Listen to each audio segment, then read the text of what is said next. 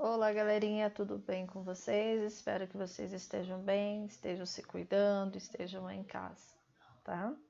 Vamos dar sequência às nossas aulas. Hoje nós vamos falar sobre a segunda lei da termodinâmica, tá? Mas para a gente começar a entender o que é e a sua aplicabilidade, nós precisamos primeiro recordar o que vem a ser a parte da dinâmica em si, tá? Então, aqui no material de vocês, tá? Nós temos lá o título de termodinâmica e ela traz para nós que em si o título termodinâmica, ela estuda a conversão da energia, tá? Energia térmica, energia de movimento e a conversão de trabalho em calor também. Então, o que acontece dentro desse material nosso? Quando nós vamos iniciar um movimento, vamos pensar no motor do carro, por exemplo. Por que ao acionar, ao dar partida, o carro começa a produzir esse movimento? Então, o que leva a isso? A termodinâmica vem e explica para nós que para gerar esse trabalho, que é esse movimento constante do veículo ou de uma máquina, né? Ela precisa de uma energia interna. E essa energia ela está em conversão. Ela passa pelo processo natural, pode ser a queima do combustível em si, e ela não tem uma relação de destruída, né? Nós falamos assim, o máximo que nós conseguimos chegar é o processo, por exemplo, de uma caldeira que ela é alimentada a madeira, a lenha, né?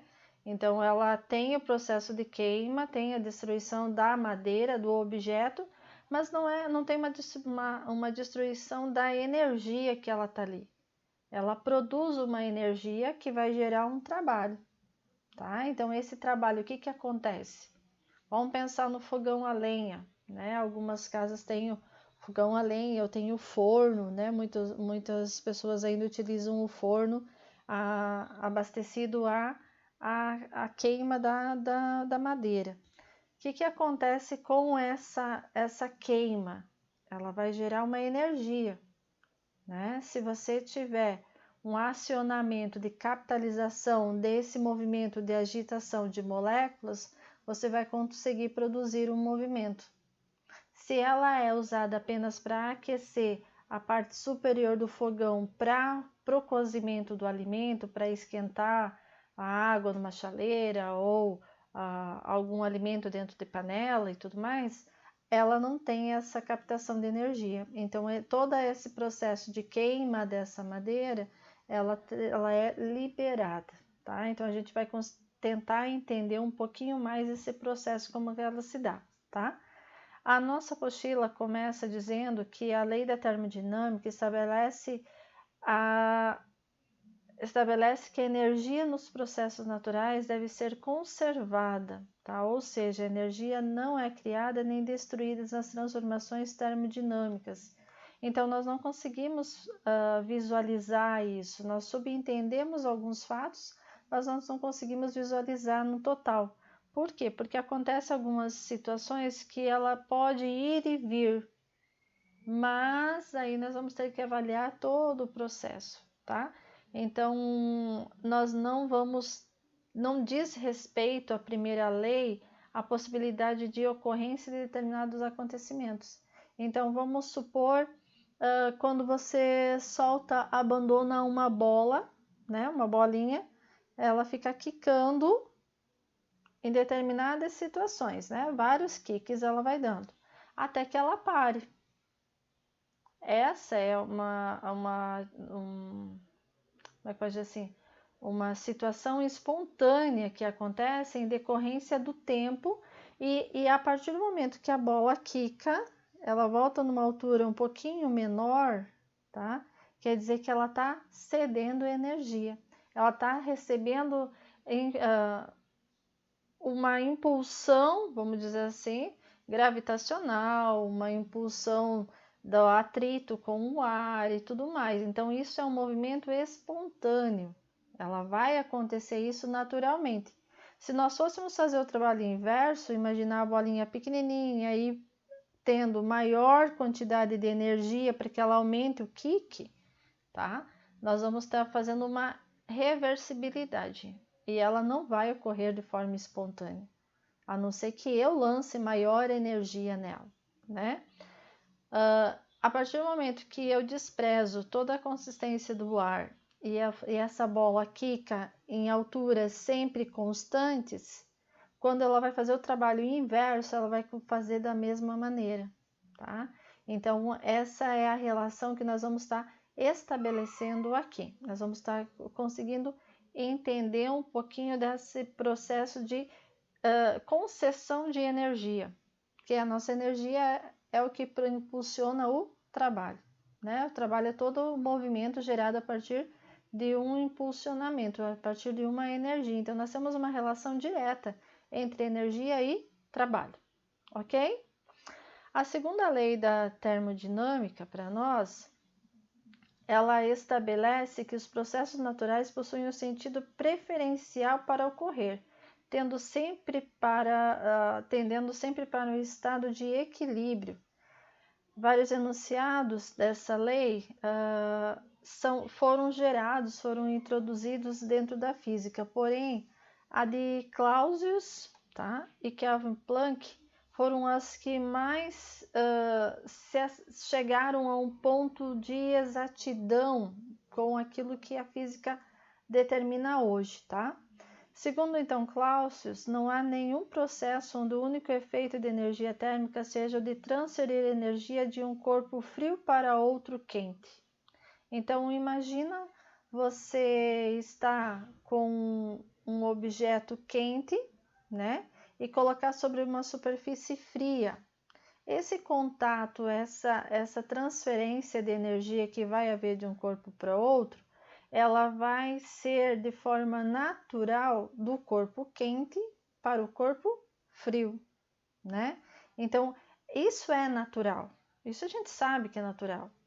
Então, isso é viável, isso é facilitador para o nosso entendimento. O que não é facilitador, o que gera um pouquinho de anomalia para nós, é fazer o trabalho contrário. Como que eu vou pegar o frio, né, o corpo frio, fazer ele ceder o frio para o corpo quente? Tá? Isso é o trabalho inverso. Então, Clausius diz para nós que isso é algo irreversível. Nós não conseguimos fazer essa relação.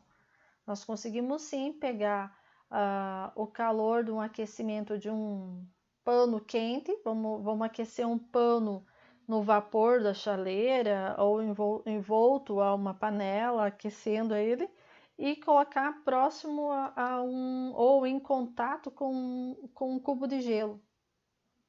O calor do pano vai ser transmitido para o cubo de gelo. Isso é natural, a gente já tem essa noção, já tem claro. Então, Clausius vem e explica isso para nós, que isso é algo natural. Vai haver essa transferência de energia de um corpo frio para o outro quente. Não tem como acontecer esse processo aqui, tá? Esse enunciado determina que o fluxo de calor entre dois corpos se dará espontaneamente, sempre do corpo mais quente para o corpo mais frio, tá ok? A passagem do calor no sentido contrário não é espontâneo.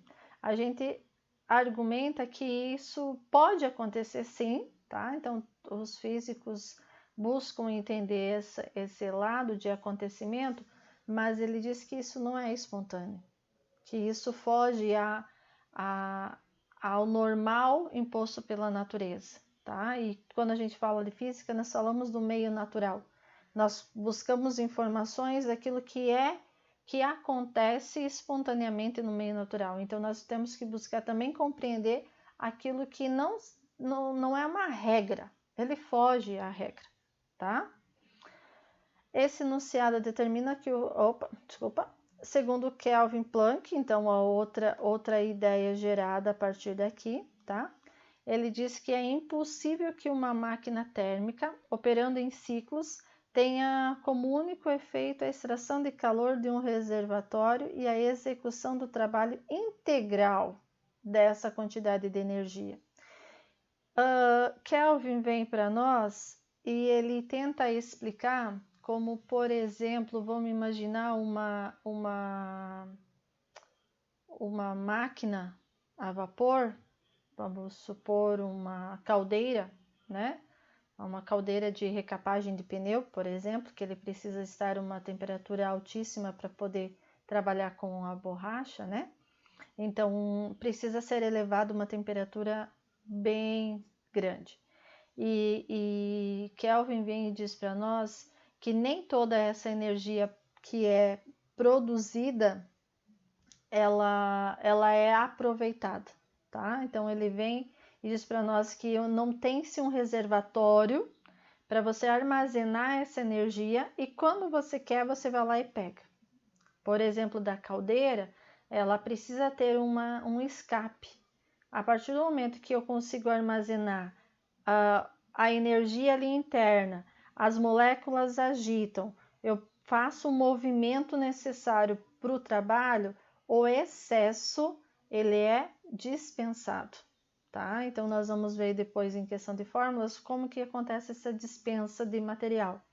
Pensa na panela de pressão, se não tivéssemos a válvulazinha, o que iria acontecer com aquela agitação das moléculas internas dentro dela?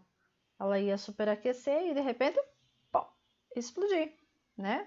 Por quê? Porque ela não tem onde sair e todo o trabalho gerado ali dentro, a partir do movimento de energia, ela tem-se uma perda espontânea, tá? Então, essa perda espontânea é esse trabalho integral aqui, ó. Nós não temos um trabalho integral dessa quantidade de energia que a gente vai acumulando, não, tá? Então, sempre vai haver essa energia até como uma proteção, até como uma situação de ajuda para não acontecer determinados acidentes, tá?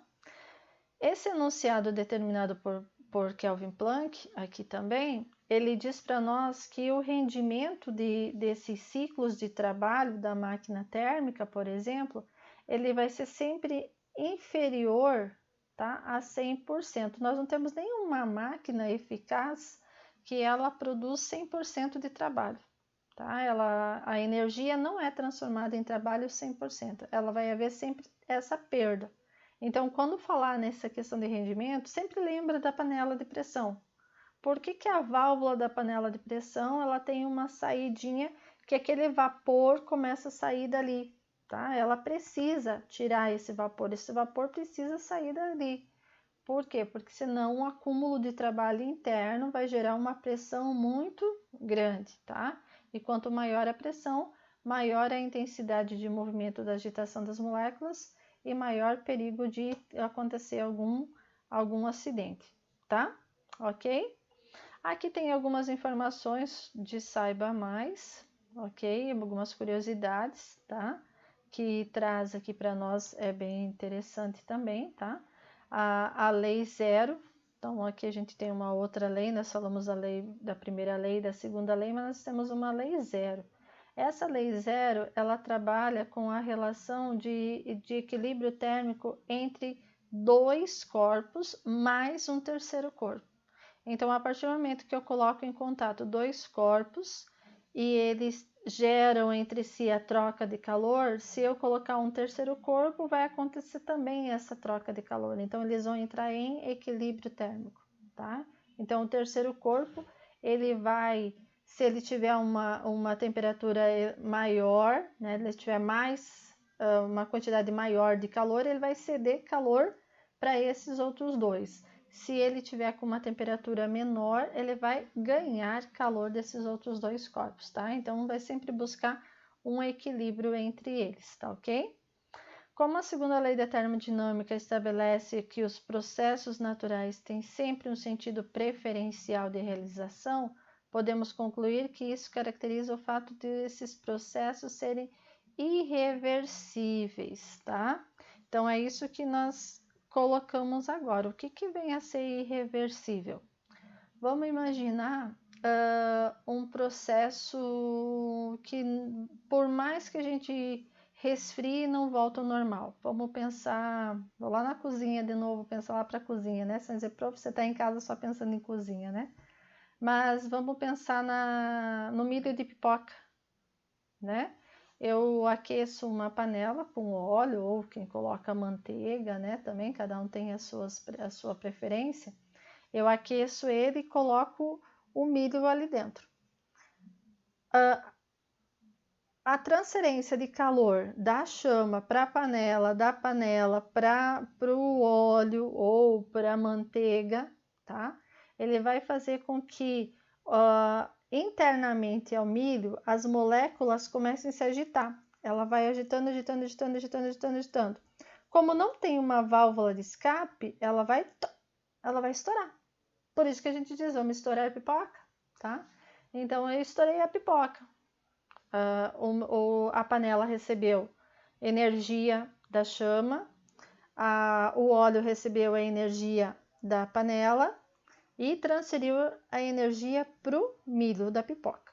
Esse milho da pipoca foi superaquecido, então ele estava numa temperatura baixa, né? O óleo estava maior, então cedeu calor para ele, fazendo com que as moléculas internas dele se agitassem até estourar. Prof, mas isso tem como ser reversível? Não. Por que não tem como ser reversível? E isso é um exemplo de irreversibilidade. A partir do momento que eu tiro a pipoca da panela, coloco ela sobre uma travessa e deixo ela resfriar ao mesmo temperatura que ela iniciou o processo, ela vai voltar para dentro e vai formar o grãozinho de novo? Não vai, tá? Então, esse é um processo irreversível. Por mais que a temperatura volte, tá? O que aconteceu no meio do caminho não teve volta. Então, isso é um processo de irreversibilidade. Combinado? Entendido? Ok? As transformações espontâneas das formas de energia, pode ser elétrica ou mecânica, em energia de agitação das moléculas, faz parte dessa tendência natural. Essa energia de agitação é considerada uma forma desordenada de energia. Então, imagina um recipiente com uma energia A e aqui um caninho que liga um recipiente com energia B. Tá? Elas estão ordenadas, cada um está dentro do seu recipiente. A partir do momento que eu consigo liberar a passagem do recipiente A para o recipiente B, vai haver uma troca desordenada dessas substâncias, dessas partículas, tá? Então, vai vir partícula do A para o B e do B para o A, tá? Então, isso causa uma desordem. A energia vai mudar?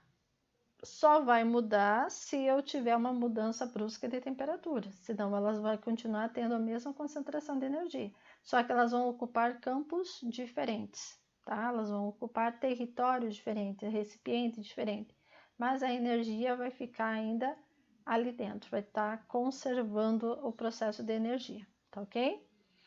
Com isso, nós podemos concluir, então, que a tendência de ocorrência de fenômenos naturais é sempre no sentido de um estado mais desordenado, fazendo com que haja o aumento da desordem durante a evolução do universo, mesmo com a energia do sistema mantendo-se constante, tá? Então, comentei ali, a energia não vai mudar não, o que vai mudar, pode mudar a temperatura, mas ela vai permanecer igual, tá?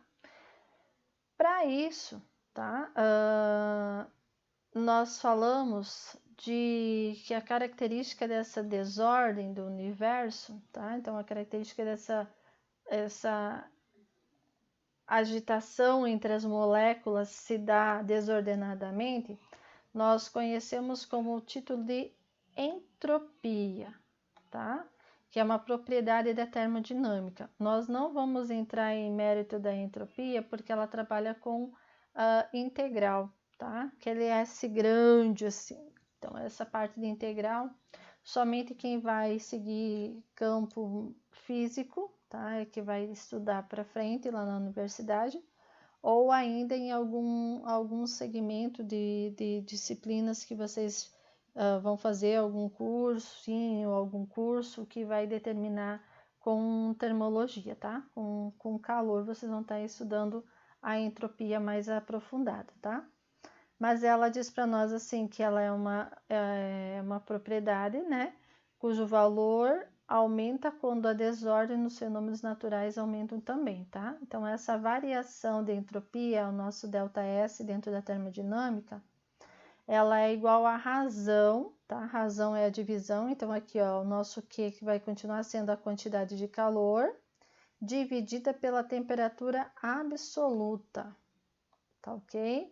Que ocorre esse processo. Quando nós falamos de experiências, lembre que a temperatura vai estar sempre em Kelvin, tá? Então, é porque nós estamos observando alguns conceitos dentro de laboratórios, tá? Então, a gente vai usar, então, Joule por Kelvin. Quantidade de calor, joules, né? E temperatura aqui é em Kelvin. Então, a nossa desordem, nossa bagunça generalizada aqui de partículas dentro dos recipientes, quando há uma junção entre eles, que é chamada de entropia, vai ser a divisão entre a quantidade de calor e a nossa temperatura absoluta, tá ok? Seguimos então, aqui tem alguns exercícios resolvidos para vocês, interpretação, seria bem interessante vocês fazerem a leitura, tá? Isso fica a critério de vocês. Depois nós vamos fazer esses exercícios de sala, tá? Mas nós vamos seguir aqui para a parte que mais nos interessa enquanto conteúdo, que é sobre as máquinas térmicas e as máquinas frigoríficas. Tem diferenciação entre elas? Qual é essa diferença entre falar máquinas térmicas e máquinas frigoríficas? Térmicas vem de aquecimento, frigorífica a gente já sabe que é conservação de alimentos, né? Então a gente já consegue entender só pelo título, sem fazer explanação aí um pouquinho. Falamos de máquinas térmicas quando a gente quer aquecer um objeto, aquecer uma partícula, a gente depende do aquecimento para gerar trabalho. E quando nós falamos de frigorífico, nós fazemos o trabalho inverso, tá? Nós precisamos de um resfriamento para ter uma conservação do alimento, para ter um resfriamento de um local, então nós precisamos dessas máquinas frigoríficas, tá? As máquinas térmicas, então aqui nós temos o desenho de uma máquina para nós. O que é esse desenho aqui? Quem consegue determinar o que é aqui? Não vale ler aqui do lado, tá? É o motor, tá? O motor de um carro, então onde ele tem vários segmentos, tá?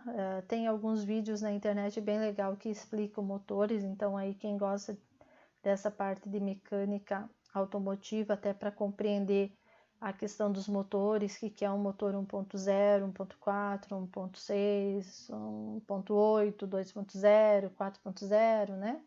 Quem já se identifica com a questão de carro, busca alguns videozinhos que mostram os motores, eles explicam bem certinho quais é a condição de CVs, né, de potência de motor, tá? Para nós hoje não interessa essa questão, somente o porquê que ele funciona, como que ele funciona, tá?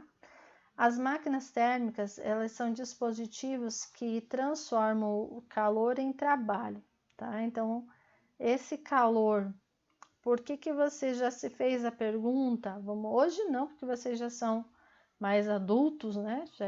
Já passaram da adolescência, então vocês são mais adultos. Por que o pai e a mãe diziam para vocês assim, eu vou abastecer, vou lá no posto, vou colocar combustível, ou gasolina, ou etanol, ou diesel, dependendo do carro, né? E ele não ia lá na mangueira e colocava água.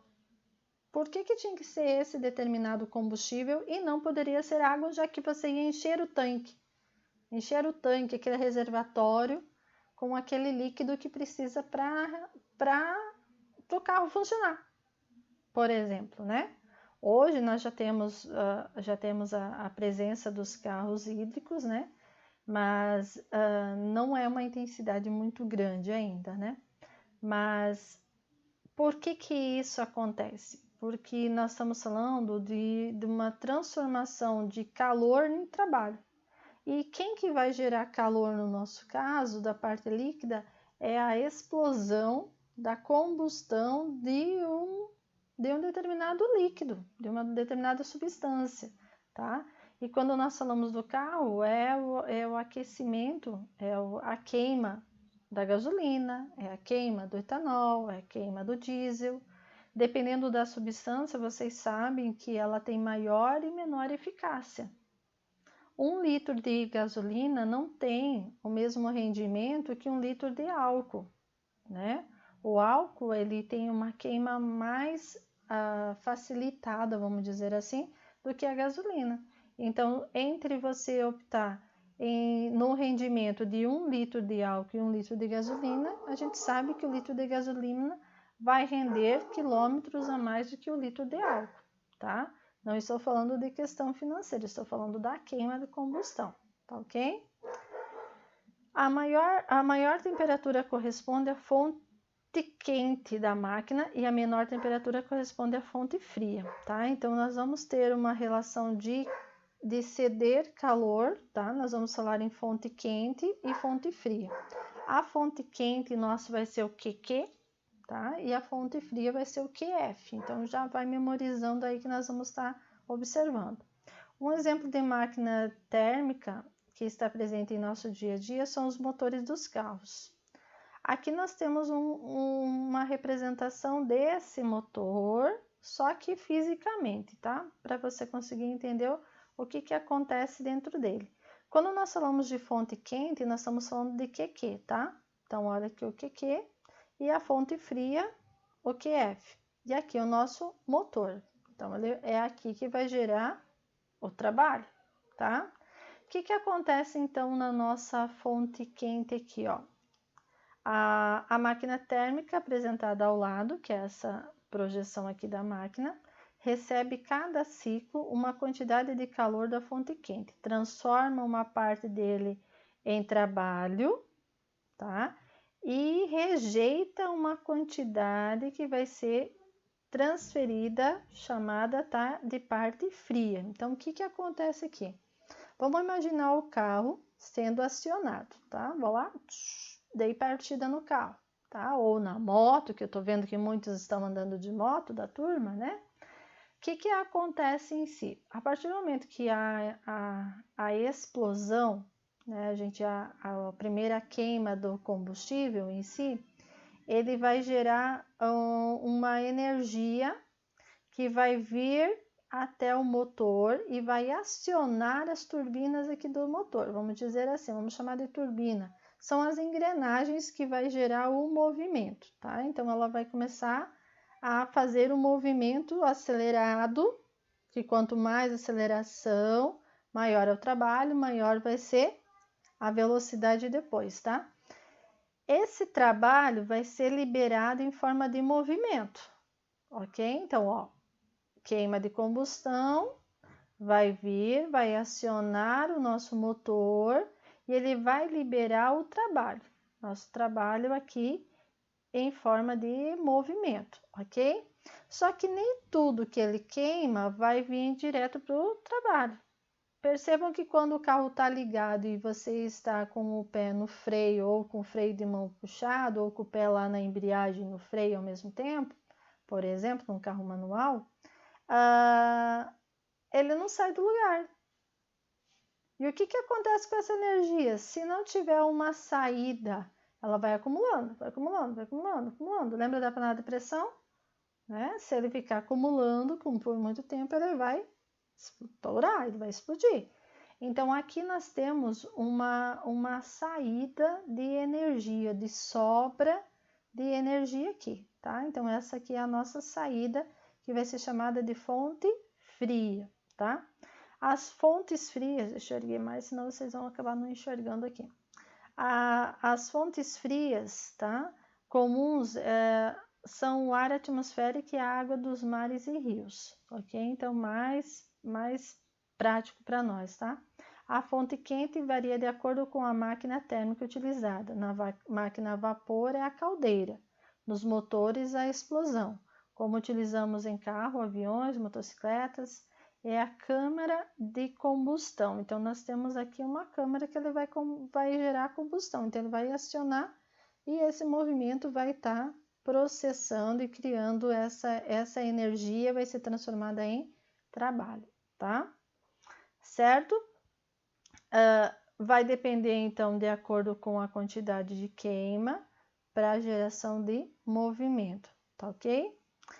A máquina térmica, transformação cíclica, ocorre no sentido horário do gráfico, tá? Então, vamos fazer o sentido horário. Vou fazer o sentido para vocês que fica ao contrário, tá? Do meu aqui, se eu fosse olhar, tá?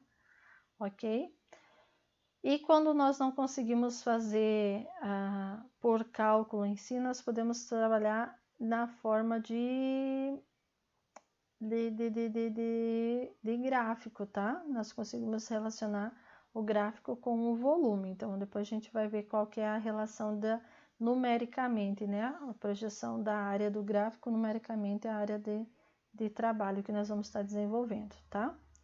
Então, o que nós conseguimos determinar agora em pontos físicos? Que a partir da representação da máquina térmica, nós vamos ter uma relação de trabalho. Lembra da letrinha do trabalho? Ano passado a gente viu sobre isso, né? Quem fez a primeira série, logo que eu assumi a turma, vocês tinham o trabalho aqui, tá? Certo? Então, a partir da representação, nós podemos dizer que o trabalho gerado vai ser a diferença entre quem é o que? Isso aí, né? Vai ser a fonte quente menos a fonte fria, tá? Então, essa projeção aqui da sobra, tá? O nosso trabalho vai ser a relação entre a entrada da fonte quente menos a saída da fonte fria.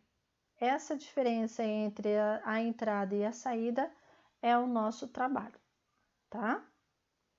Seguimos aqui, então. O rendimento de uma máquina térmica, rendimento a gente trabalha com esse Nzinho aqui, tá? Então, a gente vai trabalhar com essa relação. É a razão entre o trabalho realizado e a fonte e o calor fornecido pela fonte quente. Então, quando a gente quiser saber o rendimento de um automóvel, por exemplo, nós vamos ter que buscar o valor do trabalho anterior, que é a fonte quente menos a fonte fria, pegar o valor do trabalho e dividir pela fonte quente, tá? Então, aí a gente vai ter a relação de rendimento desse material, tá ok?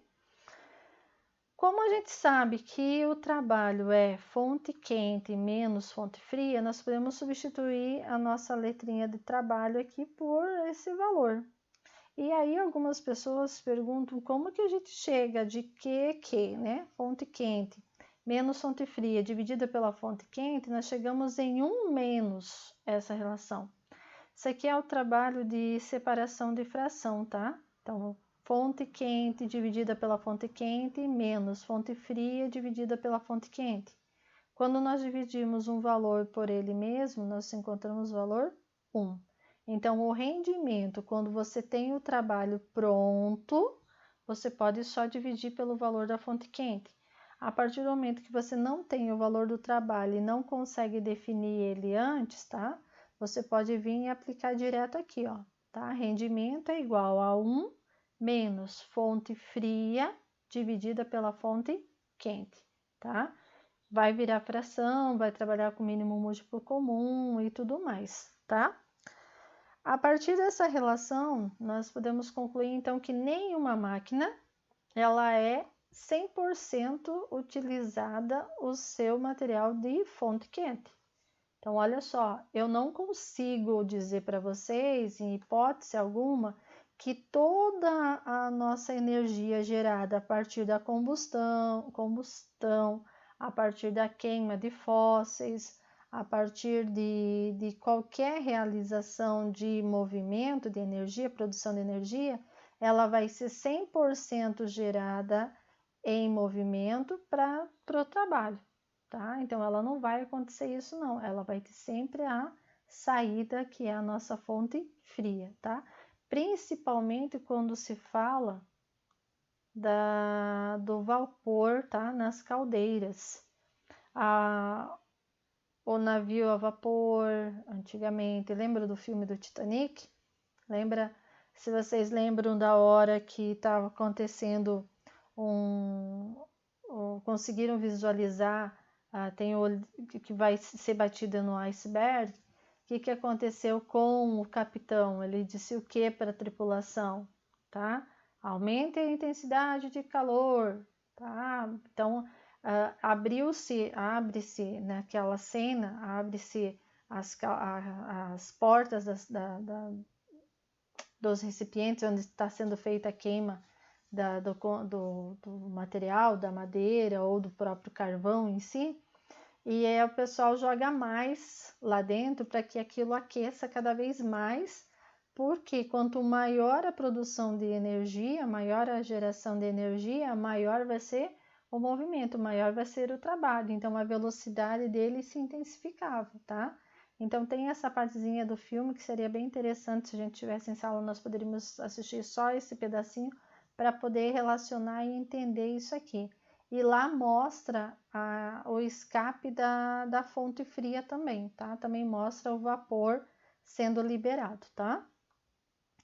Então, vimos aqui o nosso rendimento, tá ok? E aqui a gente diz, então, que nenhuma máquina térmica tem uma projeção de 100% de trabalho, tá? Então, ela não utiliza 100% da sua energia. A parte rejeitada, ou seja, a parte que é eliminada, ela é a fonte fria, tá ok? Outra situação que nós vamos relacionar aqui na segunda lei da termodinâmica é a questão das máquinas frigoríficas, tá? Então, o que acontece com as máquinas frigoríficas, tá? O calor passa de uma fonte fria para uma fonte quente devido à energia fornecida por um agente externo.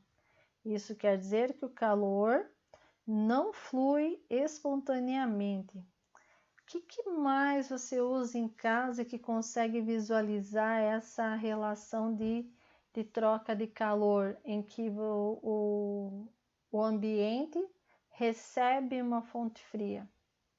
O que é? O que será? Lembraram? Tem vários exemplos, né? Mas um exemplo muito comum que a gente utiliza é o ar-condicionado, tá? É a questão da geladeira, do refrigerador, que você faz um trabalho do meio que precisa o movimento dessas máquinas, precisamos dessas máquinas para acontecer, para fornecer o frio, tá? Isso não é espontâneo. Isso, então, nós precisamos de uma máquina para fazer isso, nós precisamos de um motor para fazer isso, tá? Então, a gente vem para esse sistema aqui de máquina frigorífica. Prof, é o mesmo desenho anterior? Será que é o mesmo? Olha lá no material lá. Nós temos fonte quente, nós temos fonte fria, nós temos o trabalho, porém, as nossas setas se comportam contrárias, tá? Então, a gente diz que as nossas máquinas, aqui, ó, nossas máquinas, deixa eu achar ela aqui, térmica, ó, a fonte quente entra, produz um movimento que sai em forma de trabalho e o excesso é liberado em forma de fonte fria, tá? Então, o nosso QF aqui, a nossa fonte fria. Isso para a máquina térmica. Agora, na máquina frigorífica, ela é inversa, tá? Ela é ao contrário. Nós temos uma fonte quente, nós temos uma fonte fria e nós temos um trabalho. Então, nós precisamos da fonte fria, que ela vai produzir por meio do trabalho. Então, o trabalho vai ser quem que vai realizar, ó, a máquina, tá? Então, ela representa, ela retira, olha aqui, ó, deixa eu pegar aqui só um pouquinho. Ela retira em cada ciclo uma quantidade de calor da fonte fria, tá? Junta-se com o trabalho realizado aqui dentro do motor em si e rejeita a fonte quente. Então, o que acontece com o processo do ar-condicionado, né? Ele condiciona o calor, então nós vamos fazer como condicionar o calor. Ela pega a energia do ar, acumula-se aqui com o trabalho, então com a questão do motor, e gela esse ar e libera para o ambiente, tá? O processo da geladeira também acontece isso, né? A fonte fria é o congelador e o motor é o compressor, e a fonte quente é o ar atmosférico. Nas máquinas frigoríficas ocorre conversão de trabalho em calor, diferentemente do que ocorre nas máquinas térmicas. Então, aqui nós precisamos do trabalho para gerar o calor. Lá nós tínhamos o calor para gerar o trabalho, tá? Então, nós vamos a eficiência aqui da nossa máquina frigorífica será maior quanto mais calor da fonte fria ela conseguir retirar, utilizando o menor trabalho possível, tá? A sua eficiência, agora, ó, lá era rendimento, agora nós estamos falando de eficiência, é a razão entre a nossa fonte fria dividido pelo trabalho. Esse trabalho é o trabalho realizado pelo motor, tá ok? Diferentemente do rendimento de uma máquina térmica, a eficiência de uma máquina frigorífica poderá ser maior do que 1, ou seja, pode ser maior que 100%. Como que nós vamos visualizar isso? Quando ela está trabalhando em perfeitas condições. Então, o ar-condicionado está trabalhando perfeito. O mínimo dele é 100%, porque ele está perfeito. Ele pode estar trabalhando a mais, refrigerando a mais do que o normal, mas ele não vai estar a menos. Cada vez que você tiver a posição do ar-condicionado abaixo do rendimento 100%, você manda arrumar, porque ele está estragado. Lá na geladeira é a mesma coisa. Se ela não conseguir manter uma temperatura mínima estabelecida em seu interior, que tem a chavinha de regulagem no interior, ou algumas tem na porta como painel, se ela não está conseguindo refrigerar direito, é porque ela não está em condições normais. Então, ela está abaixo de 100%. Ela precisa ser revisada, tá? Ela precisa ser revista. Todo esse trabalho, principalmente a questão do motor, tá? Aí vocês vão visualizar que quando falamos de refrigerador, tem o compressor e nós temos um gás que é utilizado também para essa parte de queima, para essa combustão, tá? Não vai somente pegar o material do ambiente e a partir do trabalho geralizar, né? Produzir essa transferência de energia, não, tá? Então ela precisa de uma fonte geradora também. No caso do congelador, da própria geladeira em si, do refrigerador, ela tem o compressor de ar, que ele trabalha com isso, mas ele tem também uma reserva de gás, que é uma queima natural, tá? Queima natural da combustão para fazer esse movimento, tá ok? O que mais que nós temos aqui? Os exercícios resolvidos, tá ok? Lembra que toda vez que trabalha com gráfico, a gente trabalha numericamente, tá? Então, aqui tem exercícios resolvidos, tem muita explicação, então façam a leitura dessas explicações que se torna bem importante, tá? Quem julgar necessário, tá ok? E depois vocês têm os exercícios de sala, tá ok? Para a próxima aula, eu não vou conseguir achar aqui o título aqui. Próxima aula eu vou estar trabalhando com vocês o que é o ciclo de Carnot, tá? De Carnot. Então, o que ele fez e qual é a relação dele dentro da segunda lei da termodinâmica, tá ok? No protocolo, o prof vai estar passando quais são os exercícios que vocês vão estar fazendo, tá? Espero que vocês aproveitem. Se preciso for, façam leitura novamente na apostila e até a próxima aula. Tchau, tchau!